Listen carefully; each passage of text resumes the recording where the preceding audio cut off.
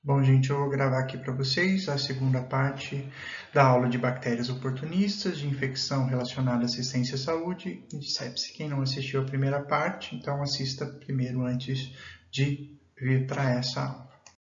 Bom, essa segunda parte da aula a gente vai abordar especificamente algumas espécies de bactérias que a gente não viu ainda no semestre que causam infecções oportunistas. Então, falar um pouco sobre Pseudomonas, particularmente a Pseudomonas aeruginosa, as características gerais do microrganismo, as doenças associadas ou forma de diagnóstico, uma outra espécie de bactéria oportunista, a Moraxella catarrhalis, também abordando características gerais, as doenças e as formas de diagnóstico, e finalizar então com o gênero Acinetobacter, também falando das principais espécies, particularmente aí do Acinetobacter baumannii, as características gerais, as doenças associadas e a forma de diagnóstico. Então, aqui só retomando, a gente viu lá na primeira parte da aula que eu tenho uma série de infecções causadas por vários tipos de micro-organismos que podem ser consideradas oportunistas quando esses micro-organismos se aproveitam de oportunidades normalmente não disponíveis num paciente ígido, tá? Então, pacientes que estão apresentando alterações do sistema imunológico, pacientes com desbiose ou que sofreram algum tipo de quebra de barreira. Tá? A maioria das bactérias que podem ser consideradas oportunistas a gente já estudou na microbiologia, então não vou repetir as características dessas bactérias. Então a gente tem aulas específicas aí tratando de cocos gram-positivos, enterobactérias, mencionadas aí pelo Alexandre, de bactérias anaeróbias, das micobactérias, tá? Então, aqui nessa parte da aula eu vou falar com vocês de três espécies de bactéria mais importantes como oportunistas que a gente ainda não tinha mencionado, tá? Pseudomonas aeruginosa, a Moraxella catarrhalis e algumas bactérias do gênero Acinetobacter, ok? Vamos começar com as bactérias, então, do gênero Pseudomonas. Então, de forma geral, as bactérias que fazem parte aí desse gênero, Pseudomonas, eu tenho, de novo, uma grande quantidade de espécies desse gênero, mas a mais importante é a espécie Pseudomonas aeruginosa, tá? Então, a Pseudomonas aeruginosa é uma bactéria oportunista, então ela sempre vai estar associada com infecções oportunistas. Ela é uma das maiores causas de doença respiratória entre indivíduos com fibrose cística, que é aquela alteração genética que eu mencionei para vocês na primeira parte da aula, tá bom? Além disso, ela também é uma importante causa de infecção hospitalar, principalmente em pacientes que estão usando, então, catéteres endovenosos, tá certo? É uma bactéria que está amplamente distribuída, então ela é encontrada em planta, solo, água e também pode fazer parte de microbiota. Não é um comensal normal, mas alguns indivíduos podem apresentar Pseudomonas aeruginosa como parte de sua microbiota, tá? E ela é transmitida basicamente pelo contato com pessoas colonizadas ou infectadas por ela. Tá bom? Ela apresenta uma grande quantidade de fatores de virulência, então ela é uma bactéria que apresenta cápsula. Ela é uma gram-negativa, então ela tem LPS em sua composição. Ela produz uma série de enzimas com atividade proteolítica, importantes aí pelos processos então de invasão, então para quebrar matriz ou para destruir células do sistema imunológico, então elastase, fosfolipase. Ela produz uma série de pigmentos e de substâncias que interferem com a resposta imunológica, mas que facilitam e que são características então dessas bactérias e que facilitam o seu diagnóstico. A piocianina, por exemplo, é um pigmento verde que elas produzem, que facilita o diagnóstico, mas que interferem também com o metabolismo de células, principalmente por desviar aquelas cadeias de respiração aeróbica das células. Elas são capazes de formar biofilmes, então elas secretam substâncias como alginato, o que permite elas, então, colonizar catéteres e lentes de contato. Elas são importantes, então, para a criação de biofilme em lentes de contato, e elas são capazes de produzir exotoxinas. A mais importante delas é a exotoxina A, capaz, então, de bloquear a síntese proteica de células do sistema imunológico, principalmente, mas que são capazes também de destruir células teciduais. Aqui, só para exemplificar, casos de infecção, então, por Pseudomonas aeruginosa, elas são uma das principais causas, então, de infecções secundárias em indivíduos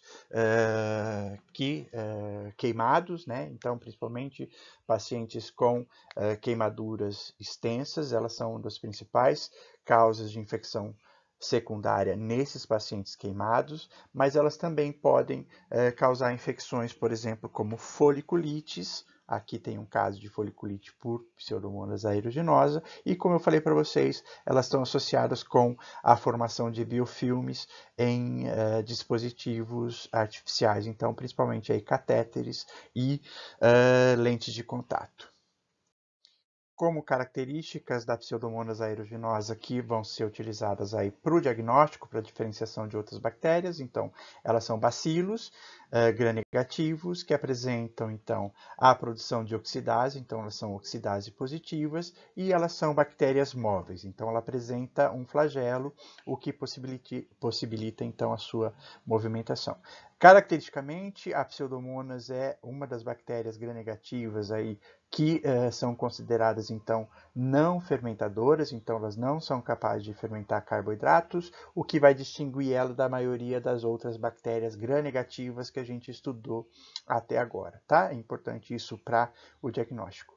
Ela é capaz de crescer a temperaturas relativamente altas e, como eu falei para vocês agora há pouco, ela produz uma série de pigmentos que vão facilitar, então, a sua distinção de outras bactérias. Ela produz a pioverdina, que é um pigmento que fluoresce quando exposto à luz ultravioleta, e ela também produz um outro pigmento, que é a piocianina, que tem a cor azul esverdeada, que também permite a identificação das colônias de Pseudomonas, tá? Ela cresce em meio macônquia, então o meio seletivo, utilizado normalmente para isolamento de enterobactérias, de bactérias gram-negativas, mas ela não fermenta, como ela não fermenta os carboidratos, nesse meio ela não apresenta coloração, as colônias não são coloridas, ao contrário das outras bactérias fermentadoras que vão apresentar a coloração rosa, tá? Como a Escherichia coli, por exemplo, tá? Em meio específico, então no agar-triptona de soja, elas produzem uma grande quantidade desse pigmento esverdeado, que facilita a sua identificação, mas esse pigmento também vai aparecer, por exemplo, em agar-sangue, tá? Então, só pela aparência da colônia, a coloração da colônia, eu já tenho um diagnóstico presuntivo de Pseudomonas aeruginosa, tá? Além disso, ela apresenta um cheiro característico, então as culturas de Pseudomonas normalmente elas exalam aí um cheiro bastante específico. Algumas pessoas comparam isso com suco de uva, outros com grama recém-cortada, mas é um cheiro bastante característico que também facilita a sua identificação. Em meios que são utilizados normalmente para identificação de bactérias gram-negativas, principalmente bacilos gram-negativos, que é o meio TSI, então aquele meio tríplice açúcar-ferro, é uma bactéria então que não fermenta carboidratos, não produz gás, mas que produz sulfeto de hidrogênio, tá? O que vai permitir a diferenciação dela de outras bactérias gram-negativas quando eu utilizo esse meio. Ela também é móvel, então ela possui o flagelo, então em testes de motilidade ela também vai apresentar positividade, tá? Em agar-sangue, ela também produz a piocianina, então por isso ela adquire aí uma coloração esverdeada com um brilho metálico, tá? E ela é oxidase positiva, como eu já mencionei para vocês. Aqui só para mostrar para vocês as características, então, microscópicas da Pseudomonas. Ela é um bacilo gram-negativo, então é possível observar, por exemplo, em hemoculturas a presença, então, dessas bactérias bem características, tá? Só isso não vai diferenciar ela, logicamente, de outros bacilos gram-negativos, então aí eu tenho que fazer a cultura e os testes bioquímicos, tá? Na cultura, como eu falei para vocês, no agar McConkey, como ela não fermenta carboidratos, ela não vai aparecer com coloração distinta, ela vai aparecer com colônias brancas. Em agar sangue, ela começa a produzir aquele pigmento esverdeado, então ela adquire essa coloração esverdeada com um brilho metálico. Em agar TSA, ela produz muito desse pigmento, então é muito facilmente observado essas colônias de coloração bastante esverdeada. E como eu falei para vocês, quando eu exponho as colônias à luz ultravioleta, devido àquele outro pigmento fluorescente, ela acaba aparecendo então fluorescente na exposição à luz ultravioleta, tá? Todas essas características, principalmente essa característica aqui de pigmento, vai favorecer a identificação muito rapidamente dessa bactéria, tá? Eu não preciso normalmente fazer testes bioquímicos específicos para a identificação de Pseudomonas, tá? Mas, caso eu faça, por exemplo, utilizando aqui o meio TSI, aquele tríplice açúcar-ferro, como ela não fermenta carboidratos, então ela não vai alterar a cor do meio, mas como ela produz sulfeto de hidrogênio, ela vai apresentar essa coloração aqui, o aparecimento dessa coloração escura no meio TSI, tá bom? Ela não fermenta nem glicose nem lactose e ela também não produz gás nesse meio, tá? Então é usado aqui esse meio normalmente para identificação de bactérias gram-negativas, fermentadoras e não fermentadoras. Tudo bem? Vamos ver aqui agora também uma outra bactéria, também pode ser considerada oportunista, a Moraxella catarrhalis.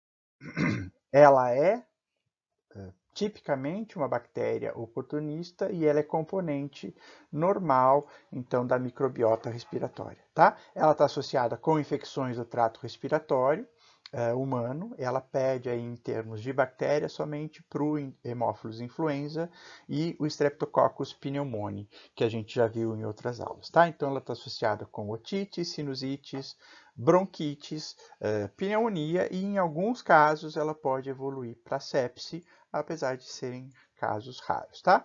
São cocos gram-negativos, oxidase e catalase positivas, tá?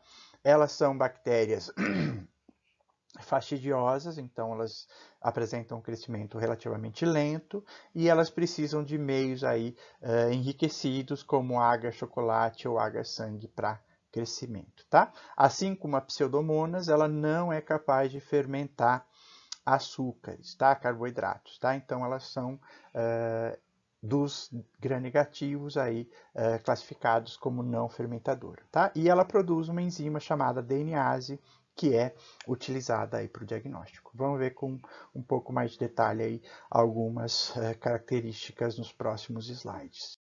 Aqui só para mostrar para vocês características então da coloração de gram da Moraxella catarrhalis. Aqui é importante que ela é um coco gram-negativo, ela pode aparecer aqui como diplococo, intra ou extracelularmente, então é importante aqui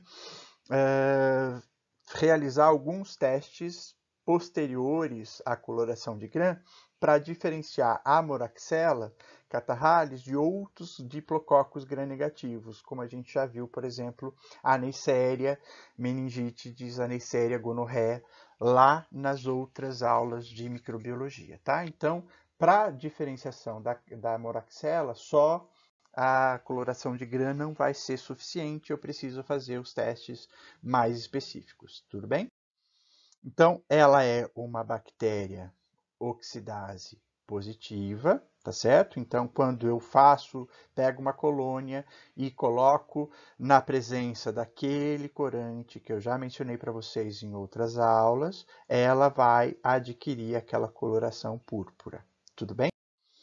Em meio Thayer-Martin, que é aquele meio utilizado para crescimento e seleção de neisserias patogênicas, ela não é capaz de crescer. Então, aqui, por exemplo, no H. Thayer-Martin, normalmente a Moraxella não cresce, ao contrário das neisserias patogênicas. Então, aqui já é uma forma de diferenciação desses cocos gram-negativos da neisseria, tá bom?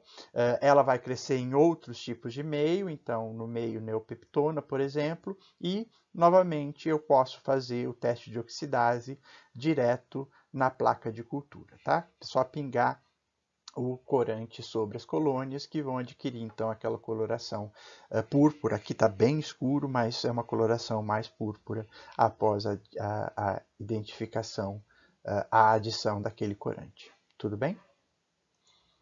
E aqui, só para mostrar para vocês a identificação final e diferenciação da Moraxella catarrhalis das neisserias, tá? Que a gente já viu nas outras aulas, aquele teste de assimilação de açúcares, tá? Então, como a Moraxella é uma bactéria não fermentadora, quando a gente usa aqueles meios contendo açúcares específicos, então glicose, maltose e sacarose, ela vai dar um teste negativo, ou seja, ela não muda a cor, ao contrário das neisserias que a gente viu, tá? Então, esse teste aqui é utilizado para a distinção da Moraxella dos outros cocos gram-negativos, que a gente já viu na microbiologia, principalmente nas neisserias. A Neisseria gonorrhea, só para lembrar, ela é capaz de fermentar somente a glicose, enquanto a Neisseria meningitidis consegue fermentar glicose e maltose. Então, com esse tipo de teste, eu consigo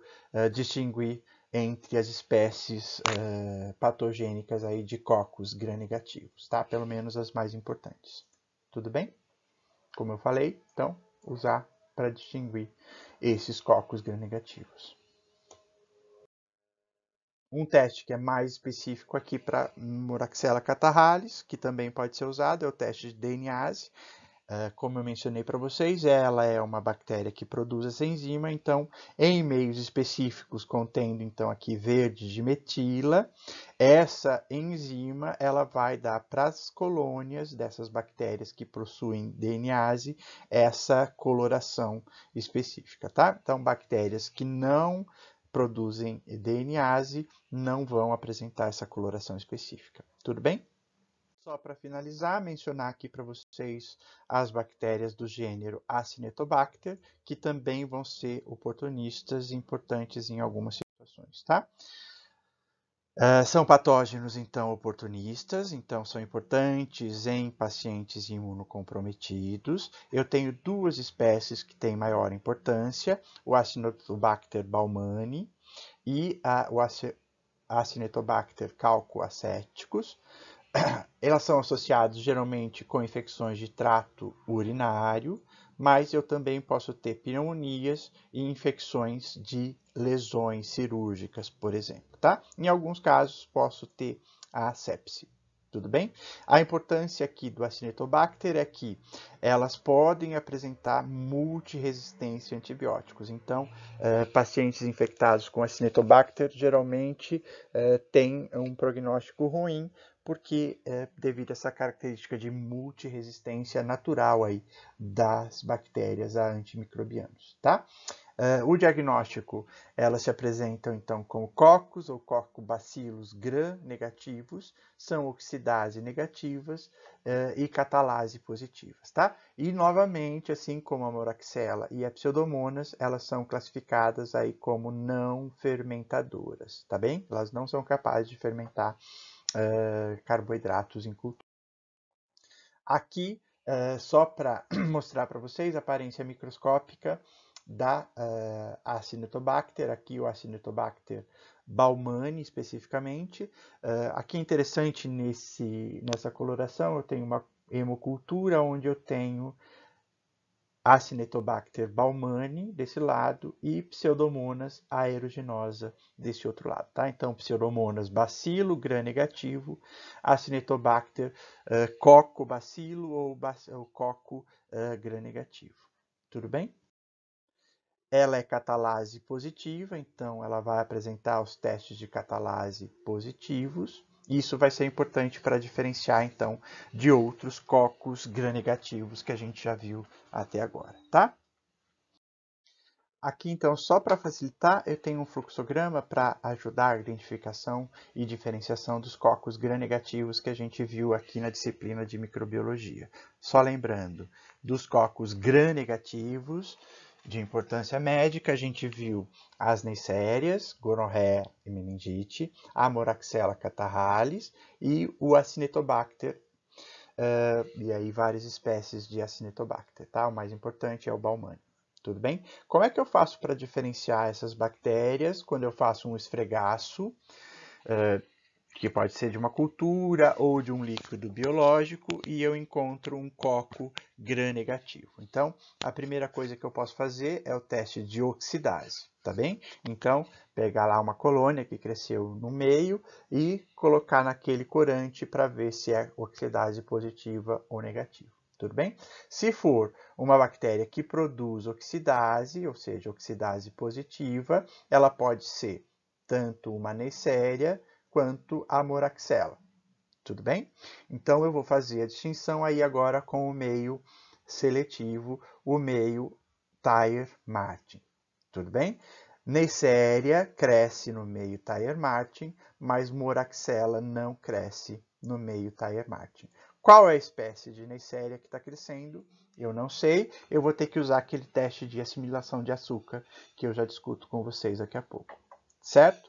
Se o teste de oxidase for negativo, eu primeiro faço um teste adicional, que é o teste da catalase. Se for oxidase negativa, catalase positiva, eu vou considerar aqui já como uma bactéria do gênero Acinetobacter. Tudo bem? Já consigo fechar o diagnóstico por aí. Se der, além de oxidase negativa, catalase também negativa, aí vai ser um outro coco gram-negativo, muito provavelmente de menor importância, por exemplo, bactérias do gênero Gemella, tá? E aí eu vou ter outros testes mais específicos para fazer o diagnóstico, tá certo? Só para finalizar aqui, aquela parte de testes de assimilação de metabolização de açúcares, que é utilizada aí para as neisserias e para Moraxella catarrhalis. Então, lembrando, Moraxella catarrhalis não é capaz de fermentar nenhum dos tipos de açúcar. Neisseria meningitidis consegue metabolizar glicose e maltose, enquanto que a Neisseria gonorreia consegue só metabolizar a glicose desses açúcares, tá? Então, utilizando testes bioquímicos de assimilação de açúcar, eu consigo fazer a distinção de modo, pelo menos assim, mais dos cocos gram-negativos mais importantes. Tudo bem? Bom, dessa forma, então, eu termino a aula de infecções oportunistas. Espero que vocês tenham aproveitado e aprendido alguma coisa. Até mais.